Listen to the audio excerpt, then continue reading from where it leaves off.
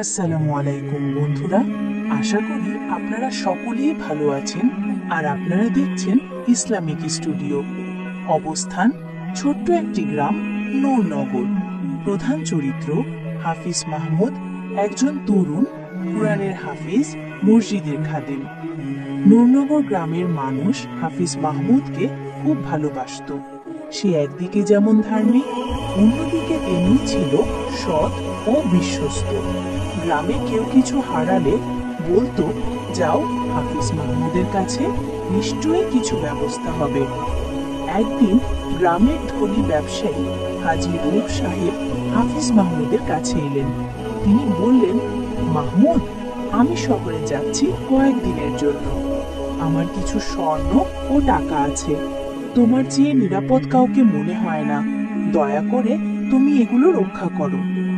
মাহমুদ বিনয়ের সঙ্গে মাথা নুইয়ে বলল, হাজী সাহেব, এটা আপনার আমানত। ইনশাআল্লাহ আমি জীবনের বিনিময়েও এটা রক্ষা করব। হাজী সাহেব একটি ছোট লোহার সিন্দুক রেখে গেলেন। সেটি তালাবদ্ধ ছিল। চাবি হাজী সাহেব রেখেছিলেন নিজের কাছে। মাহমুদ সেই সিন্দুক মসজিদের একটি কক্ষে রাখত এবং প্রতিদিন তা দেখাশোনা করত।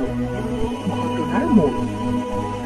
এক রাতে মসজিদে থাকাকালে হঠাৎ একদল চোর ঢুকে পড়ল। চোরদের চোখ পড়ল সেই লোহার সিন্দুকের উপর। তারা বলল, এই সিন্দুকে নিশ্চয়ই অনেক টাকা আছে, খুলে ফেলো।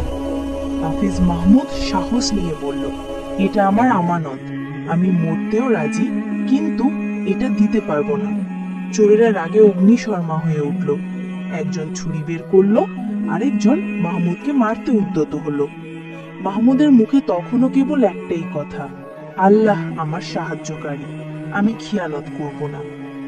ঠিক তখনই বাইরে থেকে কিছু মানুষের আওয়াজ পাওয়া গেল। গ্রামের কয়েকজন যুবক পাহারায় ছিল। তারা চিৎকার করে দৌড়ে আসলো। চোরেরা ভয় পেয়ে পালিয়ে গেল। পরদিন সকালে পুরো গ্রামে ঘটনাটি ছড়িয়ে পড়ল। সবাই মসজিদে জড়ো হলো। হাজী সাহেবও ফিরে এলেন খবর শুনে।